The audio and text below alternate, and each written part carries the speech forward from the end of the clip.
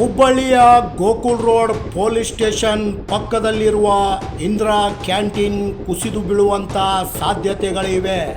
ಹೌದು ಪ್ರಿಯ ವೀಕ್ಷಕರೇ, ಅಮೋಘ ಡಿಜಿಟಲ್ ನ್ಯೂಸಿಗೆ ತಮ್ಮೆಲ್ಲರಿಗೂ ಸ್ವಾಗತ.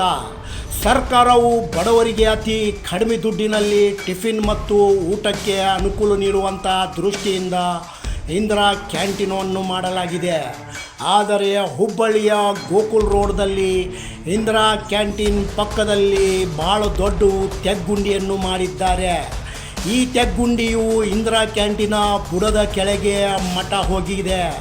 ಇದರಿಂದ ಈ ಇಂದಿರಾ ಕ್ಯಾಂಟೀನ್ ಕುಸಿದು ಬೀಳುವಂಥ ಸಾಧ್ಯತೆಗಳಿವೆ.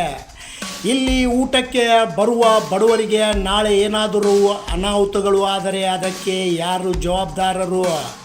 ಈ ಅನಾಹುತ ಆಗುವುದಕ್ಕಿಂತ ಮುಂಚೆ ಇದಕ್ಕೆ ಸಂಬಂಧಪಟ್ಟ ಅಧಿಕಾರಿಗಳು ತಕ್ಷಣ ಕಾಳಜಿ ವಹಿಸಬೇಕೆಂದು ನಮ್ಮ ಅಮೋಘ ನ್ಯೂಸ್ ಚಾನೆಲ್ ಕೇಳಿಕೊಳ್ಳುತ್ತಿದೆ.